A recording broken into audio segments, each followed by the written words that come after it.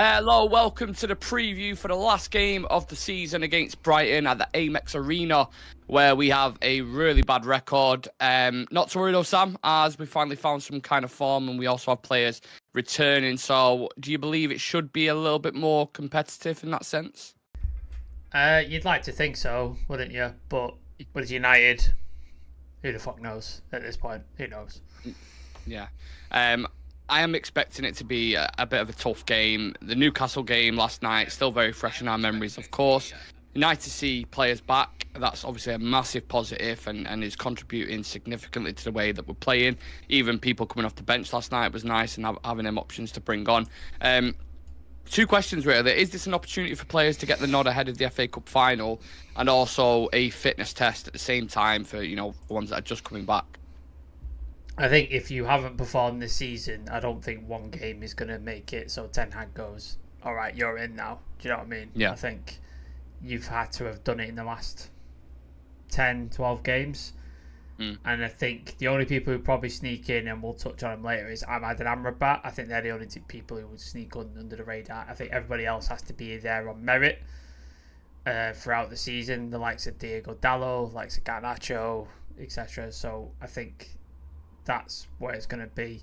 I wouldn't. The fitness of other people also depends, because it's a one-off game and it's the last game before the season. You just chuck everything anyway. So even if people are say they're 80% the way there, you think fuck it, let's just play him because there's nothing after this and they can recover fully. So if the likes of Leach, I don't know about Shaw if he's going to make it, etc. If the likes of them are fit, you might as well play him because against City you're going to need your strongest team available. And we're hoping to have some press conferences actually coming in, press conference quotes, coming in from the manager probably towards the end of the show, I'd imagine. Yeah, I think the press conference is set for 1:45, but sometimes it's earlier, so you just never know. We'll wait for some news and give you updates on that if we do get them. But you mentioned players being 80% there. One player who actually started last night, Sam, who's probably played around 35, 36 games in a row, is Alejandro Garnacho. Going into this, in my opinion, I think he needs a rest. Are you of the similar opinion?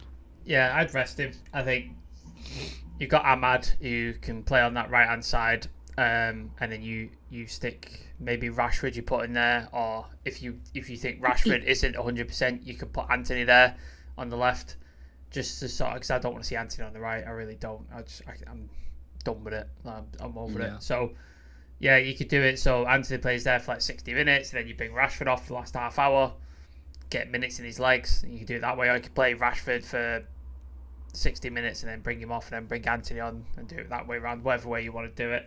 But yeah, Garnacho's definitely need a rest. The kid looks knackered, and I think he's played 42 games in a row, I believe. Oh, it's ridiculous. Which at 19-year-old is just not good. We did this to Anthony Elanga. He had a good vein of form, and then we played him into the ground, and he just fell off a cliff. And now he's gone to Nottingham Forest, and he's playing quite well.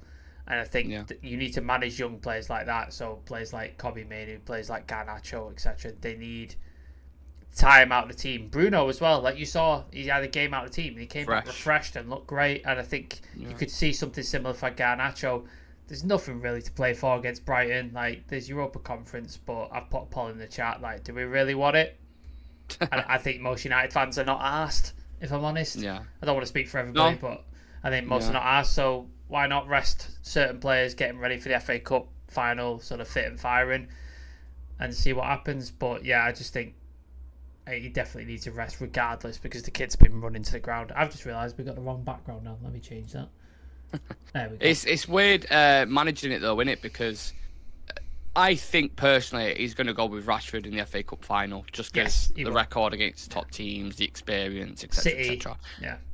Which then would mean that Garnacho moves over to the right-hand side because I don't think he's not going to start Garnacho equally. Which then I'd be gutted for Ahmad because I think Ahmad deserves an opportunity. It does. So it's interesting how he's going to manage that, and I think you'll probably get little details in this next game to see who's probably going to start or get a little bit of a rough idea, what I would probably suggest. So I'd keep an eye on that in terms of what individuals start and how many minutes certain players get and who's going to get back. That's the main interesting point. But bringing it back to the team slightly as a kind of unit over the past couple of years, we seem to have struggled against Brighton. and I can't put my finger on it. What do you know why we seem to struggle against him? Because we've got a terrible record against him. We seem to have certain teams where we just the bogey teams, aren't they? That we just don't seem to like. West Brom was one of them. Palace. Another one. West Brom's another one. We always seem to it's chaos every time we play West Brom. It's 2-2 draw. I think the last Fergie one was like 6-4. Like it's just there's certain teams. Your favourite team, Sam? West Brom. Fucking West Brom. But yeah, there's just certain teams where it's freak thing and it happens. Like Villarreal and Seville, we just seem to suck every time we play against any Spanish team. Well, yeah, any Spanish team. But those in particular, they've knocked us out of so many competitions. So. Yeah, it is what it is. I think De Zerbi's a very good tactician, and I think it took him about 20 minutes the last time we played them to work out Ten Hag's new system.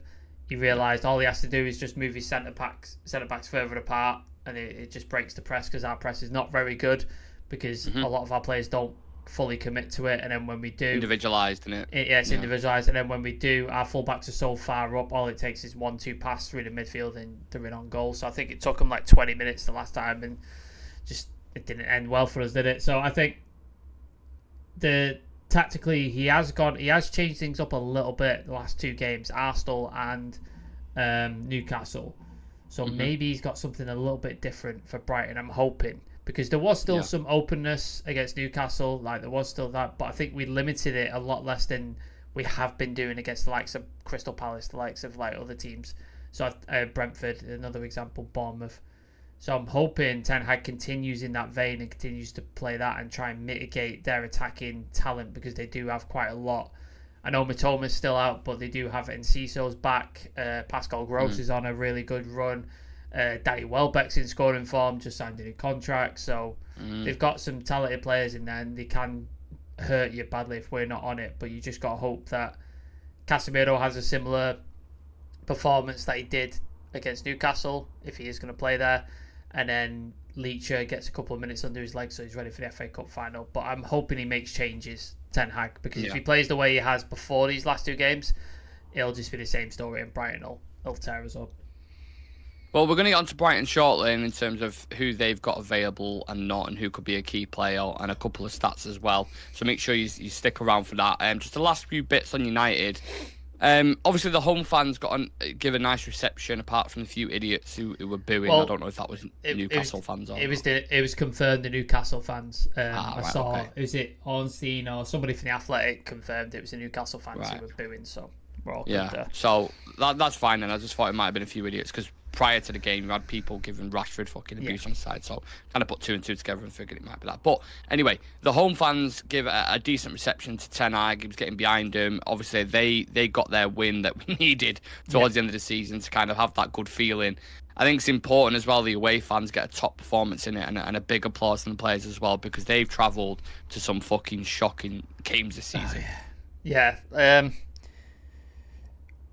I think United fans as a whole this season have been let down quite a lot by the team and by the manager. That Crystal Palace game was horrific. Like travelling to London was it a Monday night? Monday night game? Yeah, travelling to London on a Monday night is just fucking awful, and then to put in that performance is fucking shocking. So, do you think that's the worst game of the season? I think it's that and the Bournemouth game. I think those two. The Bournemouth one was Bournemouth one was fucking horrible. Like that was really bad. So those two stand out for me as like horrible games. The Brentford one wasn't any good either. Like that Brentford one sucked as well. Just before you continue your point as well, put your worst game in the comments. So anyone who's in the chat right now, if you're watching live or later on, what is the worst game this season? Is it the Crystal Palace one? Let me know your thoughts. Sorry. Yeah, but yeah, Brentford was shit as well, and then we almost snatched it. Everyone on the channel was like, we didn't deserve this draw after that game, weren't we? Because we snatched that last minute with Mason Mount, and then they got a win, an equaliser. So yeah, that was equally as bad. So there's quite a few. The whole Champions League campaign, that sucked, didn't it? All of that. Yeah, the Onana one against Galatasaray in particular, that was the worst. That was shit. Like the free kicks, oh my god. Copenhagen away, that was shit. That was really shit. It's probably ones that we're forgetting, that we're not even thinking about, that are just horrendous. There's a lot of shit games. So yeah, we had a nice result against Old Trafford last game at Old Trafford this season. That was nice. Hopefully, final game of the season we can get a win. I don't really care where we finish or if it's Europa Conference or not. To be honest, like I can take it or leave it. but just a win would be nice. A bit of momentum heading into the cup final. Fans who have travelled all the way down to Brighton get a win and stuff, that would be good. And I think good for the players as well. End the season 2 victories, head into the FA Cup final, and hopefully there's a bit more confidence around the squad. But yeah, Brighton, like you said, Brighton are a bit of a bogey team for us, so I'm not 100% confident. And it's a fair old mooch as well, isn't it, to Brighton? Like you rightfully said, some of them travelling down there, like probably get a nice day. Hopefully, if it's sunny, I don't know what the weather's going to be like, but yeah, in terms of the result, you never really know with this team. Random guy saying, would you start Anthony against Brighton to keep Diallo healthy and fresh? I think we kind of touched on that a little bit before with the Garnacho situation, but Ten Hag may well do that and just keep the lad fresh. Why stop it? Like, he's got great momentum and he's in rich form. I would just let him go. Like, just keep him going. I agree, yeah. A good chance to bleed some more youngsters, says Dino, into the team. Sorry if answered lol just joined, no problem at all whatsoever. We want to smack them hard if we want good top squad, said Lucky Singh. Okay. We're going to end up in the Europa League anyway after beating City in the final. That's a high level of confidence you've got there, Dino, and I applaud you for that, sir. Dino, I don't have a similar level. Whatever medication you're on, Dean, I want some of it, because that is some please. very great positivity. 2 tablets for both of us, please. Yeah. A couple of stats for you. Brighton have won each of their last 4 Premier League games against Manchester United. The last side to beat United in 5 consecutive games was Norwich. You know, like you said, you have a team who you just don't like in West Brom. Norwich are mine. I can't stand Norwich. I thought Bournemouth was yours. No, Bournemouth. Yeah, well, I mean, you've got a couple. I'm a little bit greedy in that sense, but Norwich are another one. I just the kit, the area. Yeah. Anyway, Man United have lost. Sorry to interrupt, but like I know a lot of guys who do like home and away United. And apparently, Norwich is the worst one to go to because you have to go down and then out on the other end, proper like Norfolk. Awkward. It's like I think it's like 8 hour. Like it's a fucking nightmare to go to, and you just. No offense to anybody who's from Norfolk, but it seems like quite a little bit of a backwards place in the country. But, the Mississippi of the UK, I think they call it. Yeah. Yeah. Make of that what you will. Manchester United have lost 4 of their 6 Premier League away games against Brighton, 67%, their highest loss rate against any side in the competition. And Brighton have lost their final game in 4 of their 6 Premier League campaigns, with the exceptions being the 2-1 win at Burnley and a 3-1 home win versus West Ham. So, a couple of stats there for you. Now, let's talk a little bit about Brighton. Unfortunately, lost to Chelsea yesterday, which makes it virtually impossible for us to reach the Europa League unless we win 23-0, I think it is, or something ridiculous like that, which I really can't see us doing.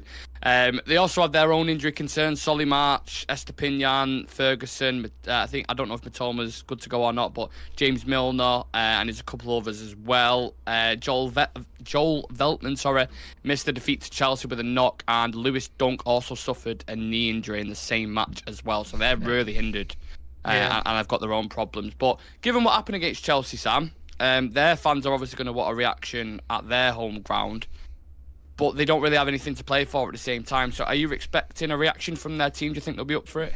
Yeah, because De Zerbi always has his teams ready to go, doesn't he? Like, he's that kind of manager. Like, Chivy refers to him as crazy. Like, he's absolutely crazy. He is a nutcase, so, absolutely. I think he wouldn't accept any less. I don't think he accepts writing seasons off or any games off regardless of what's on the line. So I think he'll be fully up for it. They're suffering a lot of injuries and they've had a bit of a shit season in terms of like compared to last season. I think they were destabilised a bit by losing the likes of McAllister, Casido and that, so that destabilised. And then they've had a bunch of injuries. Matoma, who was absolutely tearing it up last season, has been out for most of the season.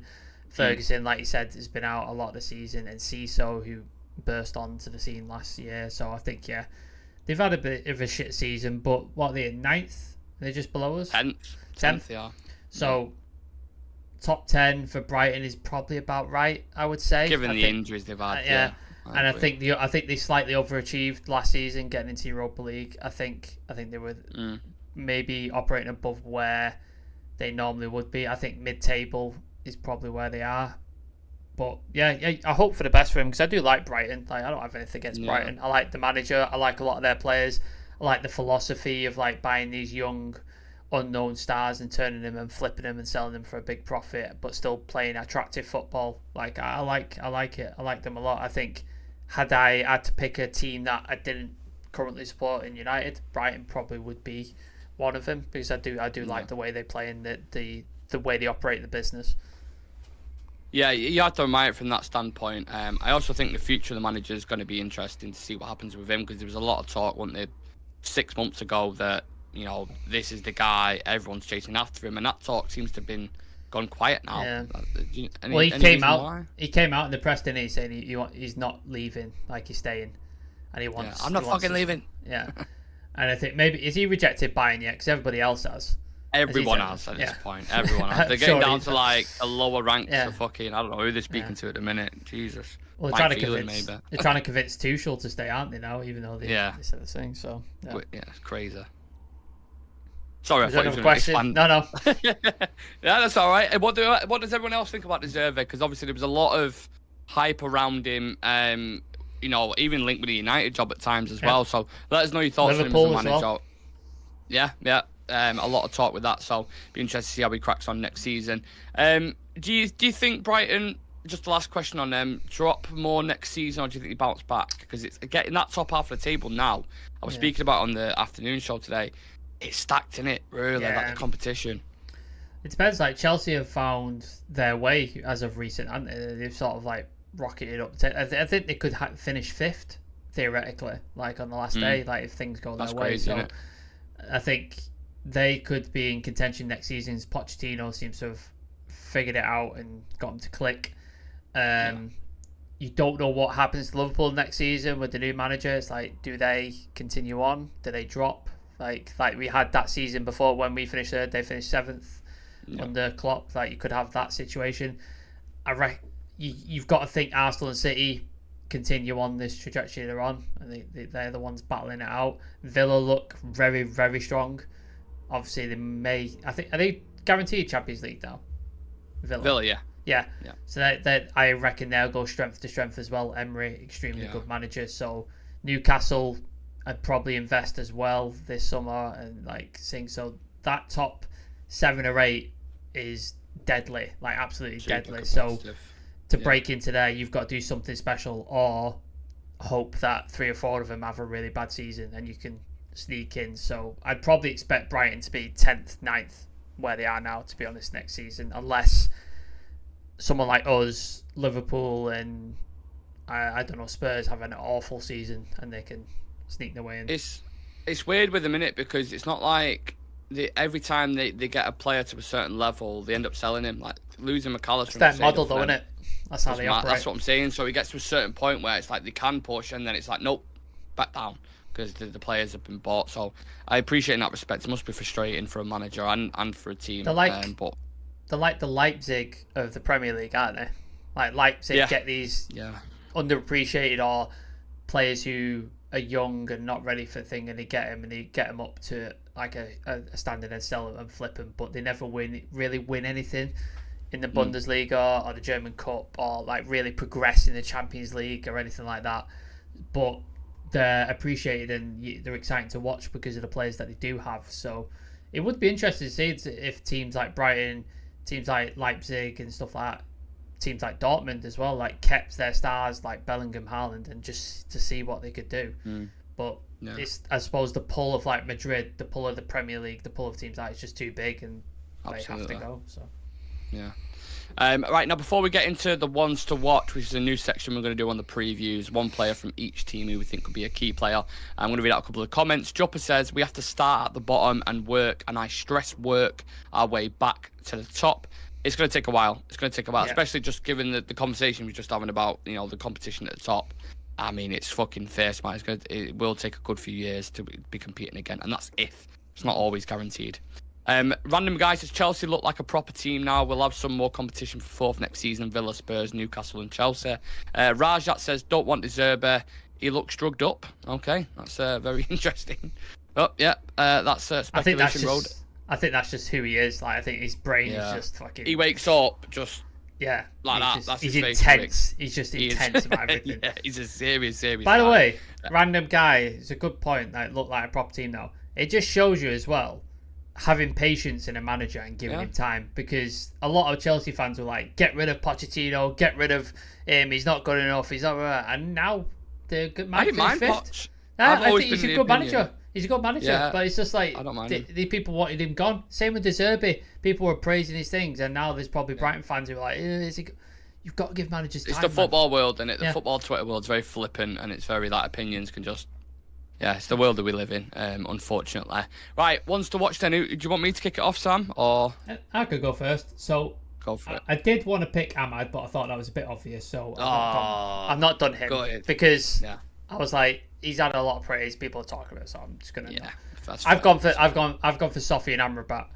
So I think Sofi. I'm gonna run through some stats, and I'm gonna talk about why he's important and why he needs to be in the team for this game and for the FA Cup final. So.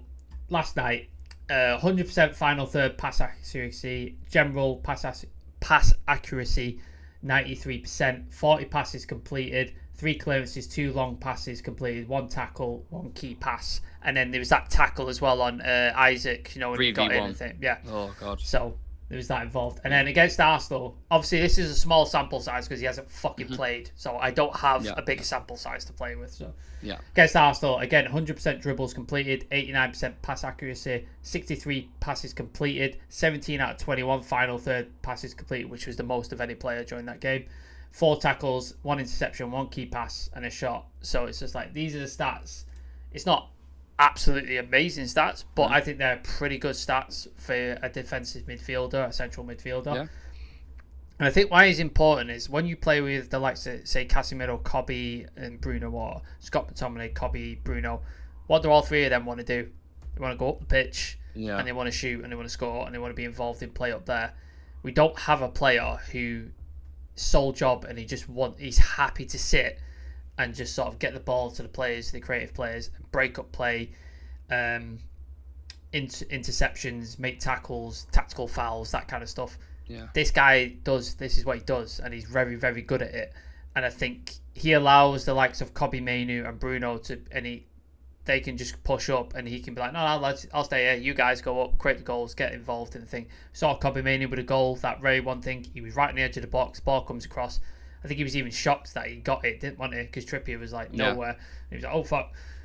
Same with the Amad Diallo goal, like he's like right on the edge of the box, and you can see Amrabat is just outside, just making sure. And then obviously he had that in the tackle against Isaac when it was 3-on-1. So I think he allows our midfielders to be way more creative, way more involved in the game, and they don't have to worry as much and track back to make last-ditch tackles like Bruno does sometimes when he fouls and gives him a free kick in a dangerous area, or Casemiro just leaves his post and it's just chaos because it's 2-3 passes through the midfield, and our defenders who are at the minute for the most of the season are Maguire, Evans, or some sort of combination of that, who are super slow, can't turn, not very mobile, so they're just getting absolutely destroyed by the likes of like quick forwards like Alexander Isaac and the likes. So I think he allows that extra bit of protection for our centre backs. And he's also a very good ball player. I saw with the passes, completions, the forward passes and stuff like that. I think he's very, very good. And he said himself in an interview, I can't remember the quote off the top of my head, but he said, you're only seeing about 70-80% of what I'm capable of at the minute, because I haven't had a lot of games. I'm just getting going. But if you give me more games, you will see so much more. I'm not happy with where I'm at right now, but if you give me more games, I'm so much better. But I love playing for this club. I love the thing. So I think, was the option, was it 22 million to buy him? So I think we paid a couple mil, didn't we, or something, so for the loan fee. I think we could negotiate that. I think we could go to Fiorentina because they clearly don't want him. He doesn't really want to be there because he didn't go on a pre-season tour and he didn't really train with them. Move, I think he was waiting. So clearly they don't want to work together. I think if you went in with 12 to 15 million, I was like, we'll give you this, and then if you hit certain points like winning trophies, we'll give you 2-3 million, whatever.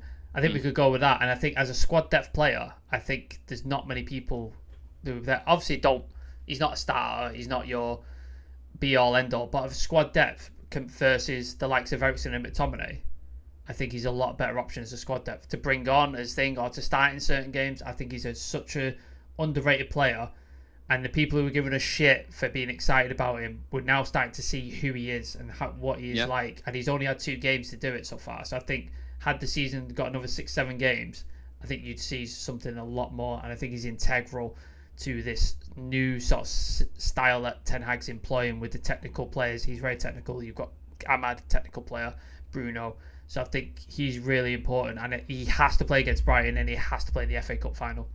Has to. Like, he has to play in the FA Cup final, because if he doesn't, it's just City running riot over us, and it's done with. I think we have a better chance, even though it's still a small chance. I think we have a better chance in the FA Cup final with him in the midfield, in my personal opinion. It is a weird one, isn't it? Because had he been performing like this all season, I think the majority of fans would probably be sat here saying, sign him. Like, for 20 million quid, it's a fucking no-brainer. Squad depth as well. Squad depth, like. Yeah, like, because we're going to be selling so many players and probably buying so many players, or trying to buy so many players and bringing them in and gelling. Like, the last thing you want to do is completely just, like, deconstruct all the team. So it wouldn't be the worst idea in the world. I'm just gutted he's left it to, like, the last couple of games, basically, to kind of showcase what he's about. Because I don't know. I think I was listening to Talk the Devils today, and they were saying maybe the decision's already been made on his future. That'd be the gutting thing. So that would be interesting. But it's like random guy says there, would you like to see Amrabat here next season? I would. I think so. After what I've seen now, based on, you know, if you would have asked me before the Arsenal game, I probably would have said no. But I don't know. I'd like to as a squad player. As a squad player, absolutely. If we signed him and then we're not signing another midfielder, then I'd be annoyed. Yeah, I'd be like, that'd be irritating. Depth, he's good. But for squad depth, like if we sell McTominay 40-45 million, Donny's going to go as well, and then Eriksen will probably go as well. So that would leave Cobby, Bruno, Mount, and then who else? Really? Casemiro, but I reckon he goes as well. So yeah, potentially. Bruno, Cobby, and Mount. I think if you got Amrabat as like your 6-8 backup, and then get another young midfielder in, I think that would be a really good sort of midfield going forward. And I think we could do a lot worse than sign a guy. We've already seen what he's capable of. We've already seen that he's decent. I think we could do a lot worse. But like you said, maybe the decision's already been made and it's a bit too little too late. But I like him a lot, man. I really do. Yeah. Just before I move on to João Pedro as the one to watch, was that your last bit on Amrabat? Just because I didn't want to kind of cut you off. Yeah, so I've gone with João Pedro. I was going to go with Adingra because he's looked really good whenever I've watched Brighton in the past couple of games. But João Pedro, another young talent, 22 years old. I remember discussing him at the time, actually. I think we was live when when Brighton bought him. Yeah. And we was both saying, like, that's a fucking great business, like shrewd business. 20 to 30 million quid, I think he played. He's got 9 goals in 18 starts for a club. Recently got an assist against Chelsea yesterday. Scored against Aston Villa, was a key player in that match. Technically gifted, glides across the pitch. We know Brighton are flexible as well. They like playing players in certain, Welbeck's played as a 10 for him. He can play all across that front line, so he really can cause problems. Like, he can drop in certain areas, create overloads, etc. And I think he can be the danger man on Sunday if we're not careful. And also depends on what centre backs are going to be fit.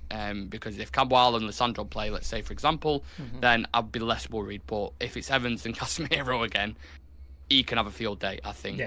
He's a good player and he can cause problems. Technically efficient, really, really good. So yeah, João Pedro is the guy. Him and Adingra, 2 players to keep an eye on. A lot of teams were looking at. Did he come from Watford? He buying from Watford. Yeah, a lot of teams. I think Chelsea were interested in him. I think Arsenal were looking at him. I think a couple of teams were looking at him, but I don't think any of the teams could guarantee him first team. Like, no, is that like mid-step, wasn't it? Like, call Brighton and then... Yeah, and so I think Brighton basically said, look, you're going to start every week, and he's flourishing. I think he's such a good player. I like him a lot. Like, in the future, if United are looking at another striker, I would keep my eyes on him. I would definitely keep my eyes on him because I think he could be excellent. But I think there's other players in there. Pascal Gross has had an excellent season. Underrated, isn't he? Really fucking good season.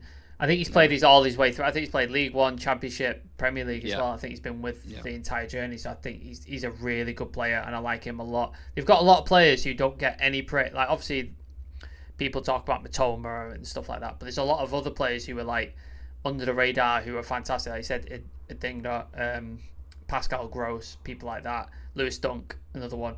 I think there's so many players who are like underrated and really, really good for this Brighton team. But yeah, João Pedro, I like him a lot, man.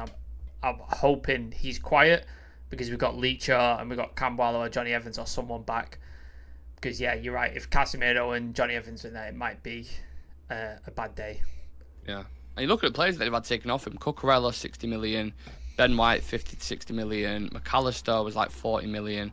Casado, 100 and odd million. And there's probably other players that I can't even think off the top of my head. Like, they've really been picked apart. So their it's goalkeeper as well. Isn't it, really? Their goalkeeper went to Chelsea. Oh, Sanchez, of course, yeah. So that's what I mean. Like, it's impressive to keep him like competing with the amount of players that's been taken. In terms of who's going to be starting for us, Sam, what predicted 11 are you going with? I think it might be the same one as Newcastle. I don't think he changes anything. I think it's the same one. I think he sticks with it. So Onana, Dalot, Casemiro, Johnny Evans, Wan-Bissaka, Kobe, Amrabat, Bruno, Garnacho, Ahmad, and McTominay. Although I could see Højlund being put back in as well. Like, I could see that happening because he did look fresh when he came back off, but maybe he's saving him for the FA Cup final, and maybe he does something similar against Brighton, brings him on 10-15 minutes at the end to give him, like, to keep the momentum going. And I think he will bring the likes of Leacher on, Rashford on, Cambuala, who else is on? Will be on the bench? Would Mason Mount be back for Brighton? Did he say? No, he's not going to be back. So, yeah, there might be a couple of players who are back just to give him some minutes in their legs. But I think it's probably going to be the same starting lineup. If there was one change, it might be Højlund in that striking position. But I reckon it's going to be the same. I've gone Onana, Dalot, Cambuala, Lissandro, Wan-Bissaka. I really want Amrabat to stay in the midfield, but I don't know if he'll drop Casemiro. I don't think he's got the bollocks to drop him. But I'll throw Amrabat in there anyway, just because I want him to start. Mainu, Bruno. I could see Anthony coming in for this game, potentially resting Ahmad. I think Ahmad should start. Yeah. I'll go with Ahmad or Højlund up top. I think he starts, and then I think Rashford gets some minutes in his legs as well before the final. But it is a little bit difficult because I don't know who he's got in mind to start in the final. So that team, there could be 4 or 5 individuals who could chop and change, which for the first time this season, really, it's nice in that sense. He's probably got 5 or 6 players that he knows are starting in the final, and then everybody else is like depends on fitness and depends on like who's available over the next week or so, because that's what he's got. He's got a week to assess his team and who's fit, who's ready, etc. So I think it all depends on that. But I think if Bruno's fit, he's in. If Onana's fit, he's in. If Dalot's fit, he's in. If Rashford is nearly 100%, he's probably going to be in. Yeah. Mainu, Bruno, Højlund. I've said Bruno already. Like Mainu, and then maybe Højlund. So there's 6 places already, and I think anything else is probably up for grabs depending on fitness and form. Well, speaking about fitness and form, we've just had some news come in at the perfect time whilst we're talking about the team. Erik ten Hag confirms Luke Shaw's a major doubt for the FA Cup final. A very small chance. He had a setback. Now we have to find out how far it is. It's like, fucking hell, man. How many setbacks this guy had? I didn't think he was going to be... When they had that setback a week or 2 ago, I was like, he's not going to be fit for the FA Cup final. So I've just sort of accepted it. I mean, we've had more setbacks than anyone. When it comes to injuries, honestly. Varane and Lindelof have returned to training. It's to be continued if they get both available to make the Brighton game. They'll have to test them and see how they are. So, yeah, no Luke Shaw, which is gutting, really, because that left-hand side hindered a lot in it. I know, to be fair, Dalot came in the last game, and it's much better, I think, having Wan-Bissaka on that right-hand side and Dalot on the left. It's just more comfortable. So we can start with that, I suppose, but it's still not the best, is it? Right, should we do the score predictions then? What are we going with for the last game of the season? Or what are you going with, should I say? We're going to be really boring. I'm going to say 1-1 draw. 1-1 draw. I knew he was going to go with a draw. I thought you were going to say 2-2, to be fair. No. I can see that. I can see both teams conceding, to be fair. Who scores, do you think? I think Rashford comes off the bench and gets a goal. I think we're 1-0 down for a lot of the game, and then Rashford comes off the bench and gets a goal. And then for Brighton, let's say Welbeck, because I fucking love him. I've been slightly more positive just because of the game last night. I might be getting a bit ahead of myself, but I've gone 2-1 United. I think Brighton have been in pretty poor form recently as well. I know our record there isn't great, but I think there was enough last night for me to say, yeah, we can beat a Brighton team if we play like that. Newcastle are a better team than Brighton, so yeah, I think we can go and beat them. And I think Højlund will probably get another one. That'd be good. 10 I goals think for the Bruno, season. 10 goals in the league. Yeah, 10 goals in the league, and then I think 16 in all comps. I think it is, with a couple of assists as well, which wouldn't be a bad first return. No. In fairness. So yeah, 2-1. What are we saying, people in the chat? Let's read out some. I'm going to read out some comments and some score predictions. Get them in whilst I'm reading these ones out. Charlie Malman saying, I'm not sure if Conference League follow the new format or if it continues with its old format, but 3 to 6 home games is crazy income. So yes, you want as many games as possible. That's what I've been saying. Like, from a fan's perspective, seeing United in the Conference League is just horrific and embarrassing almost. And I don't mean that as disrespect to other teams around us, but it just is. When United are in it, it's probably great for them because like fucking hell, but you know what I mean? Huge. But it's not good for us. But financially, I imagine it probably is. Would you try Anthony at left back? Absolutely not. I'd try him on the bench, and that's where he should stay. 2-1 to us, Bruno and Garnacho. Z Gold saying, if we win the FA Cup, we could get Europa League, meaning Chelsea wouldn't get Europa. Yeah, that's the only way into Europa League now, isn't it? Winning the FA Cup final, but yeah, I don't see it. It's going to be difficult. It's going to be very, very difficult. Stranger things have happened. Yeah, for sure, they have. Another quote coming in from Tenag. We're working to bring players back. Lisandro Martinez had a good session now as well. Others on the pitch like Rafael Varane, Victor Lindelof. We have to see how far they are on Sunday. Tomorrow we're off. Saturday we have another training session. Harry Maguire has a fair chance of returning for the FA Cup final as well, so he could play. So yeah, it's just Luke Shaw is probably going to miss the final, I would have, and Mount maybe as well. He's quoted on the VAR being scrapped as well. He said, I don't think there is a way back. In principle, it makes football more fair, but we have problems. We have to make improvements. That's what he said on VAR being scrapped. Yeah, I agree with that. All right, we'll leave it at that then, people. Thank you very much for tuning in. Please smash a like on the video. If you guys have no content to watch, check mine and Sam's match reaction out last night, straight after the game. Really good watch. And also check out the pros and cons I did this afternoon, where it's a little bit more settled, analytical, and you go through bits of news as well. Make sure you check that out. And also drop us a follow on our socials. All the handles are at the top of your screen. Real Reds Talk. Instagram, we're nearly on 3K now. Is that correct? Yeah, it's like 2.925 or something like that. So yeah, so run it up, and get that 3K. to 3K. Yeah, and likewise with Twitter as well. We're trying to hit 2K, so we're pushing on all fronts here, and we can only do it with the help of you guys. So thank you very much to every single one of you, and we'll see you later on. See you in a bit. Peace.